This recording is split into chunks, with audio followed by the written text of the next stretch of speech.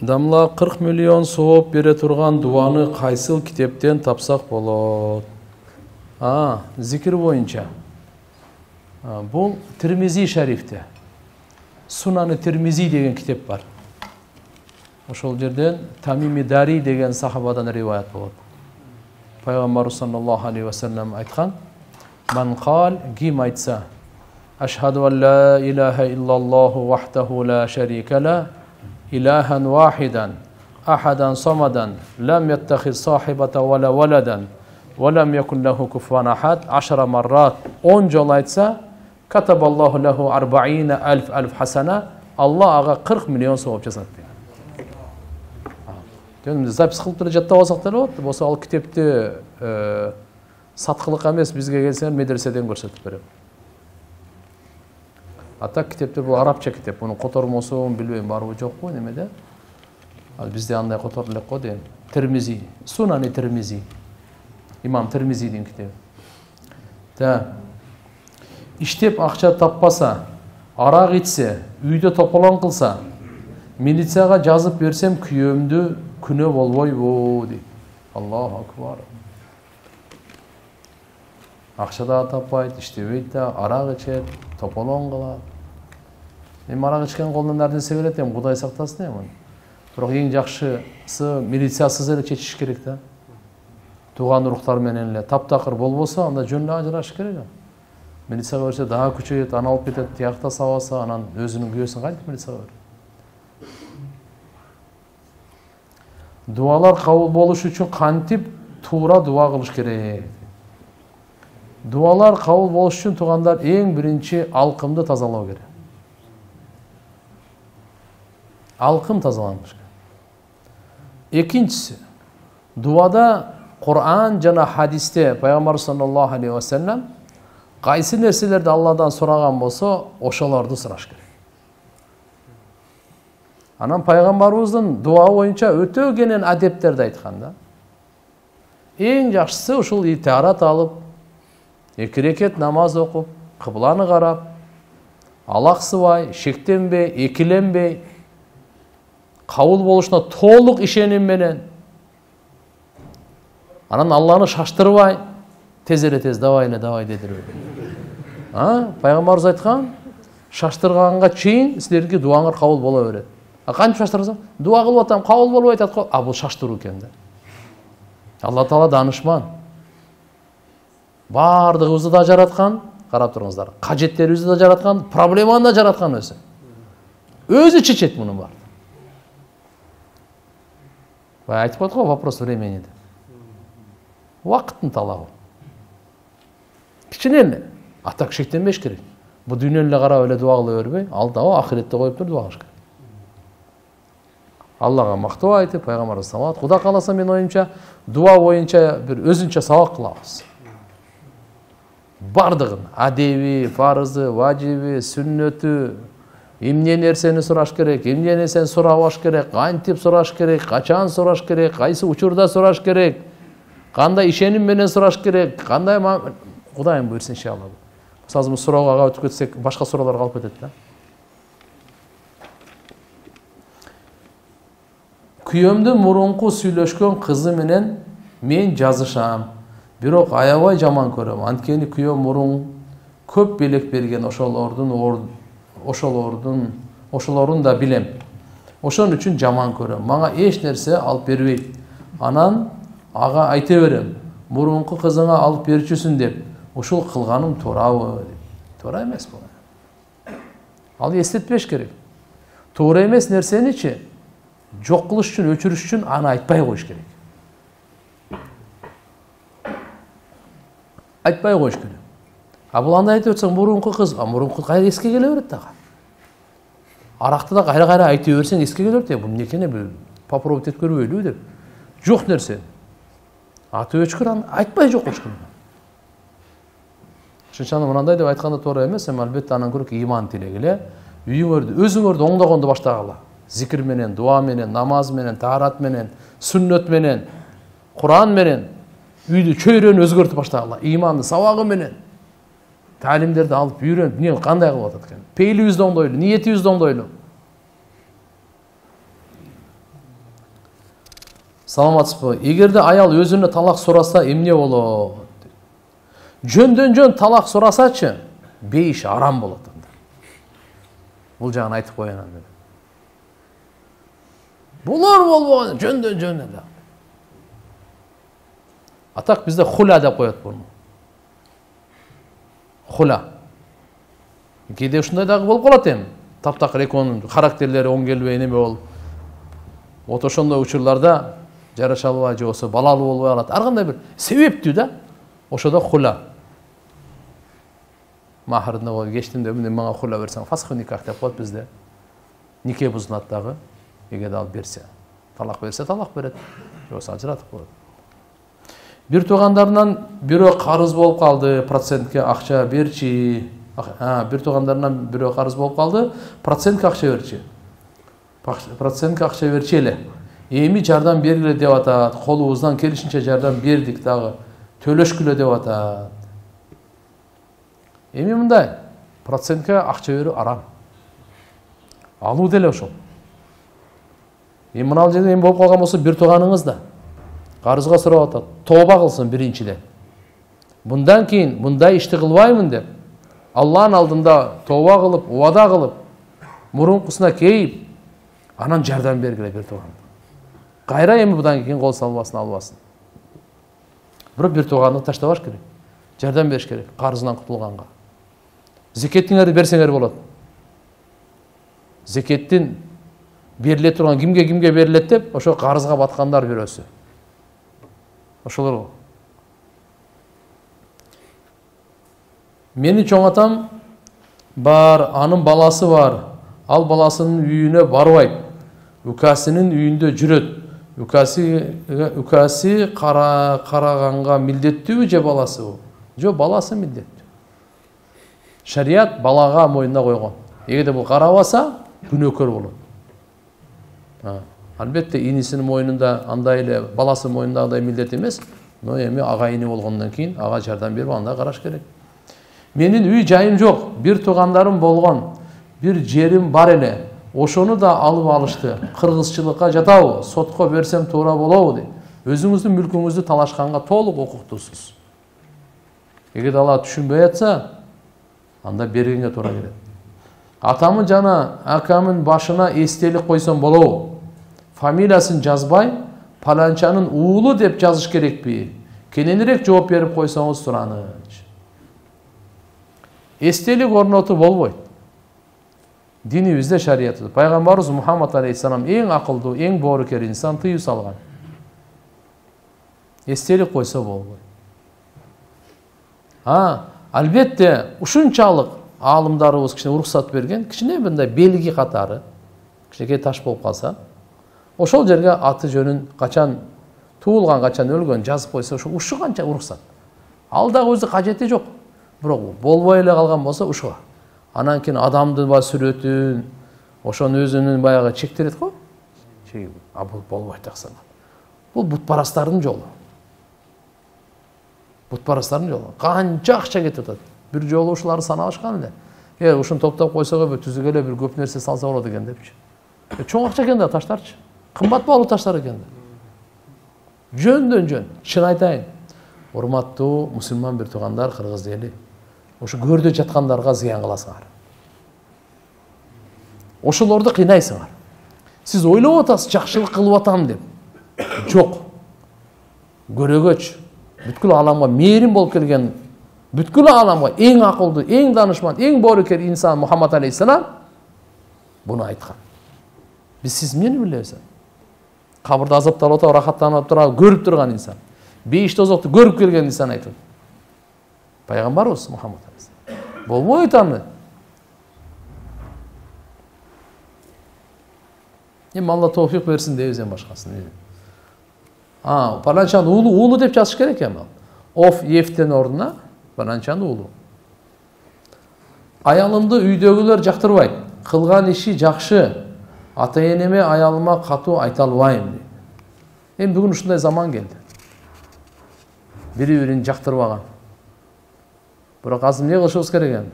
Ибадат менен алек болуп, оюбузду, пейилибизди, ниетибизди оңдоп, жакшы иштерди кыла бериш керек, ушу менен жеңиш керек. жашоо күрөш. Эмнесин жакпай айткан болсо ошону жойгонго аракет кылыш керек. Бирок айтайын, ортобузда качан бири-бирибизге жагабыз? Качан иман, амал салих болсо. Акча менен, башка нерсе менен, буюмдар менен жакпайбыз биз. Алла Кур'анда чечим айтып койгон. Инналлазина аману ва амилус салихат саяджалу лахумур рахману вудда. Иман келтирип, жакшы амалдар кылгандарга мээримдүү Алла алардын ортосунда сүйүү берет, мухаббат берет, жакшы көрүү берет деп айтып койгон. Ким гана болбой. Ушул анын жолу ушул. Иманды бекемдейлі, иманды сөзін сүйлейлі, иманның талаптарын, бутактарын аткарайлы, амалдарыбызды оңдойлу. Амалдар кайсы? Көз карашыбызды оңдойлу, уккан сөзүбүздү оңдойлу. Келеришке музыка ушак ого берип жүрөктүн баардыгын булут мусорго толтурбай, тилибиз менен ар кимди жала жаап, жалган айтып, сөгүп, тилдеп, каргап мусор толтурбай, амалыбызды оңдойлу. Колубуздан, алкым, бут баардыгы. Пайгамбардын сүннөтү менен гана оңолот ама. Адам баласы пайгамбардын сүннөтү менен гана оңолот. Башка оңоло турган нуска жок. Толук оңолу.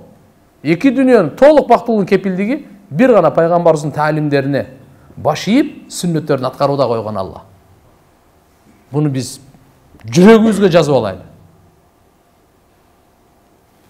Эң кереметтүү инсандын артынан эрчибей анан кантип оңолобуз? Ал өзү адамдарды оңдош үчүн келген.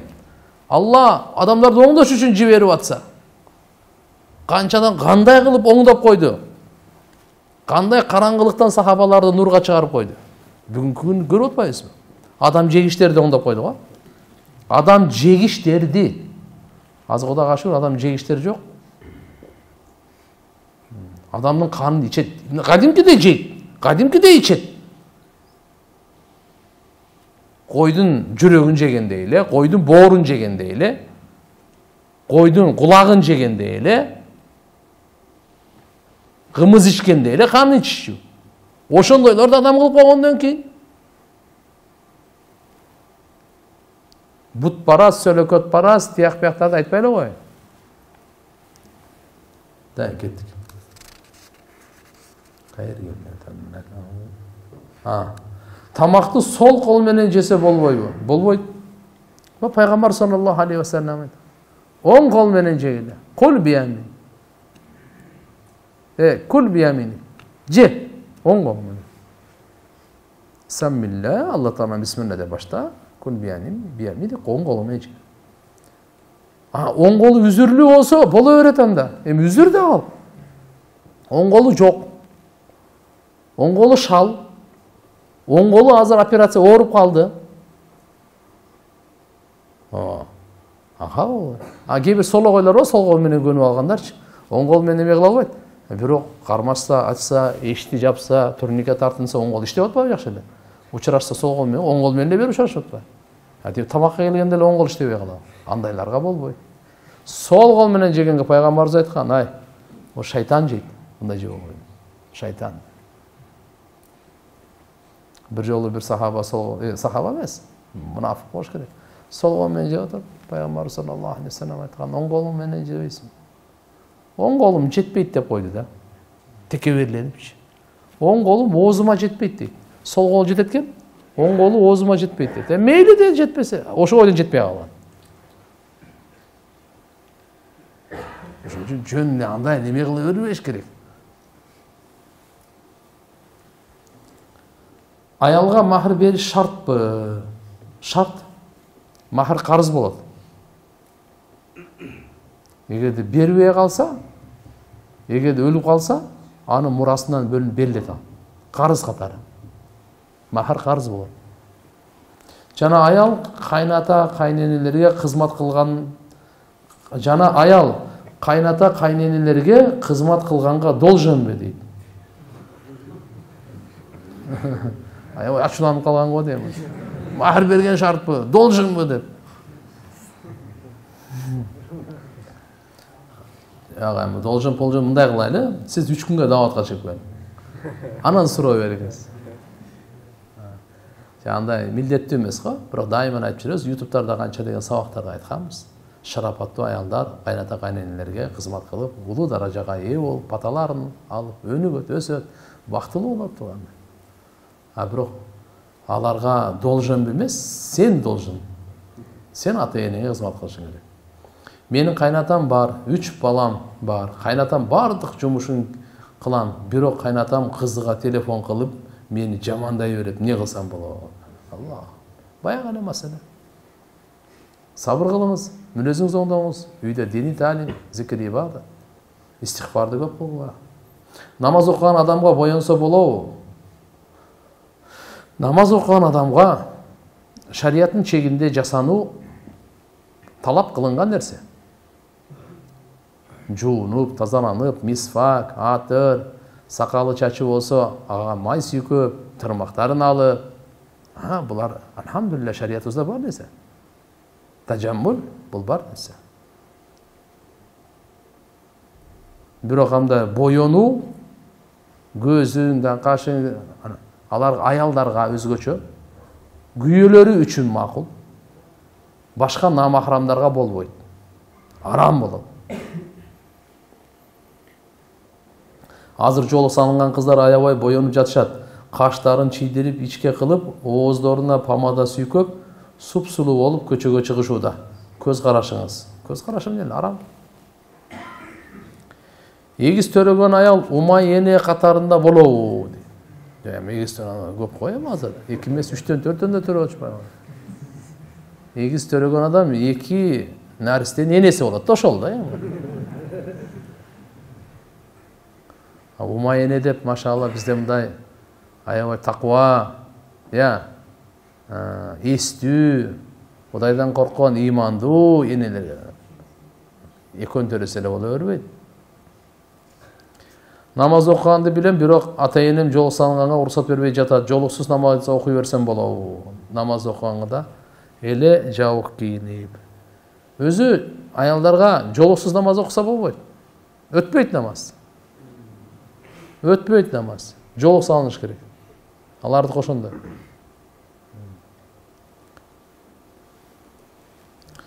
Малдын ичинде баласы болсо, бооз болсо, мал бирок өзү оорукчан болсо, сойсо болобу? Өлүп кала турган болсо союп койгула эми. Арам өлүп калат болсо. Арам өлгөндөн кийин ичиндегиси дагы өлүп калат. Ичиндегиси дагы өлүп калат. Тирүү чыгып калса го жашап кетсе мейли. Ошон үчүн эгерде союп көрүп, ичиндеги баланы да союп коюш керек болот. Эгерде тирүү алып калсаңар мейли. Bir айдын ичинде туйт экен. Сууда агып келген отунду жакса болобу? Болот. Эми айылдардан го дейм бул суроо. Суудан келген ошо отундар, булардан жалпы эл иштете турган нерселер булар. Эч ким буга кожоюн эмес. Суу агып келип калды. Албетте мынандай кылган болбойт. Кээ бир жерде, мына бүгүнкү күндө токой чарбасы бар да биздечи. Ошо токой чарбаларынан тияктагы отундарды кырып, агызып берип, ана бул жактан келип алып. Жок, ушундай жерлер бар. Ушундай жерлер болот да. Анда болбойт. Атак Алла Тааланын бергени, суу агызып алып келди, четке дарыянын немелеринде тербаса болот.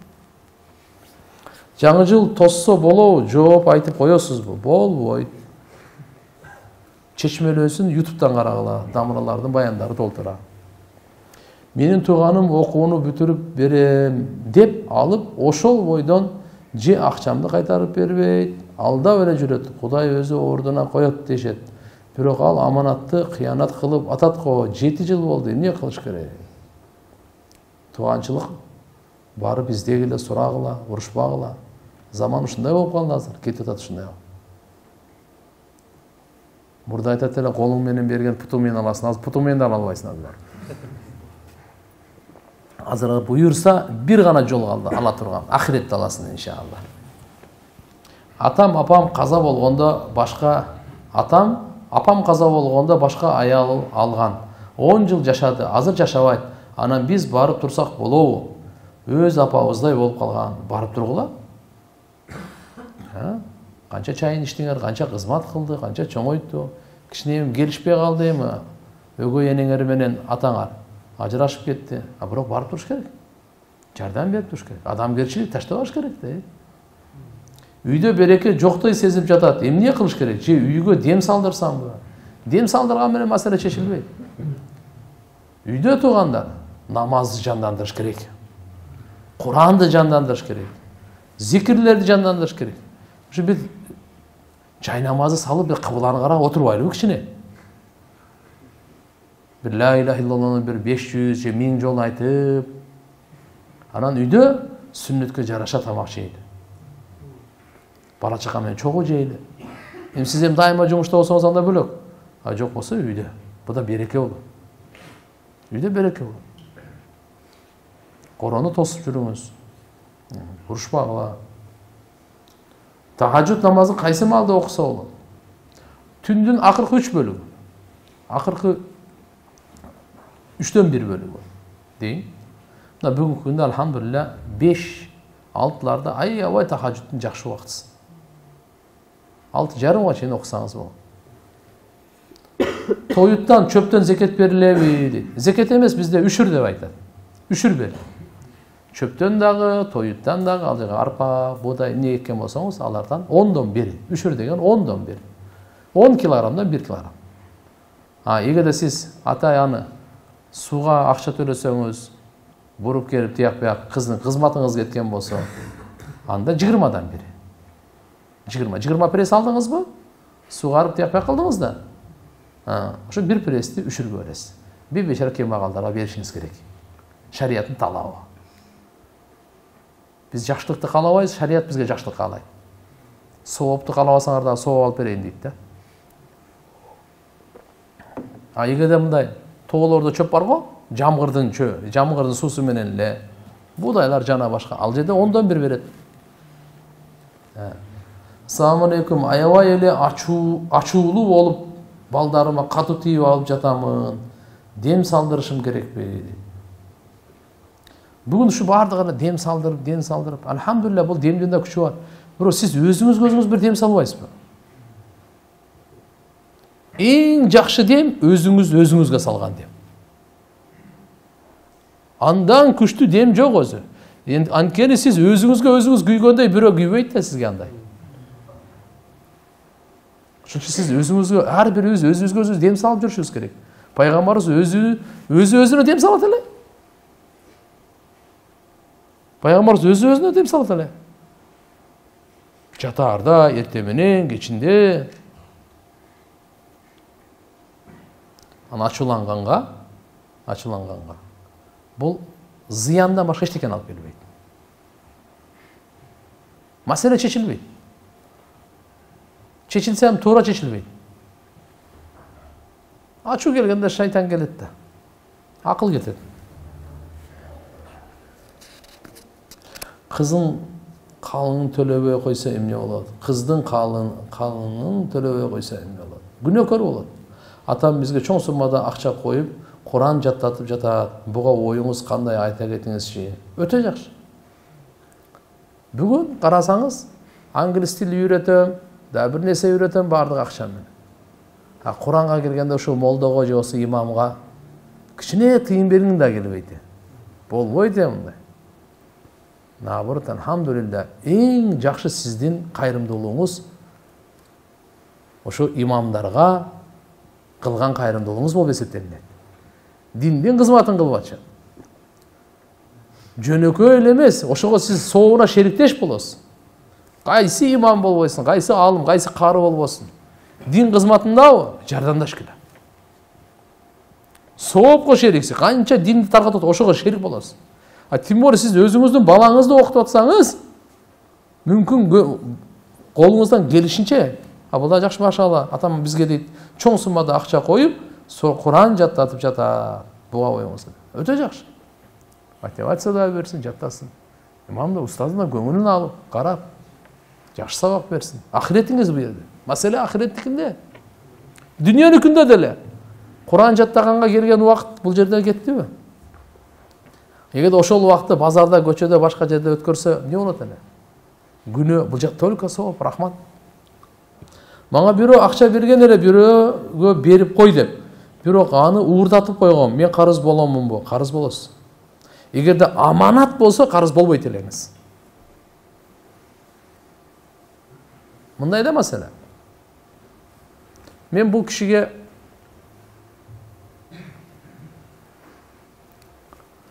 бир нерсе алып келип бериңиз деп аманатка акча бердим. 10 000 сом бердим. Москвада ушундай кийим бар экен. Мага жагат. Аманат катары бердим. Болду, бул 10 000 сомдучу. Бул жерден иштетип Москвада мунун 10 000 сому бар эле, аны ордуна койсо болбойт. Ошо 10 000 сом менен кармаш керек. Түшүнүктүбү? Ошон аманаттап келип бериш керек мага. Бирок кокустан бул уурдатып берсе, болду, буга жооп бербейт бул. Атайлап уурдаткан жок. Түшүнүңүздөрбү? Аманатка бул жооп бербейт болду. Мага карыз эмес. Эми мен буга эмне деп бердим? Бул 10 000 сом сизге карыз дедим. Бирок баягы нерсени алып келип бересиз. Депчи. Бул жерден атасына 5 000 сом берди, апасына 3 000 сом берди, 2 000 сом жеп алды, кетти. Тияка барды дагы. Андан кийин мага ошо алып келип бере турган шапканы алып келип берди. Макулбу? Бул мисалы карызды иштетсе болот. Аманатты иштетсе болбойт. Аманат жоголуп кетсе жооп бербейт. Карыз жоголуп кетсе жооп берет. Карызга алды эле. Эшикке чыккычакты анан жерден бир уурдап коюптур. Мен ишим жок ал. Уурдатып бердиң, эмне бала кылдың? Бул төлөш керек. Карыз менен аманатты түшүнүп алдыкпы? Мына сиздин сурооңуз мындай болуп атат. Мага эмне дедиңиз? Бирөө акча берген эле, бирөөгө берип кой деп. Бирөөгө берип кой деп. Бирок аны уурдатып койгон мен карыз болдумбу? Бирөөгө берип кой деп ушуну кандай? Карыз катары берди, аманат катары берди, буну чечиш керек. Айырмасы болуп калат да. Так.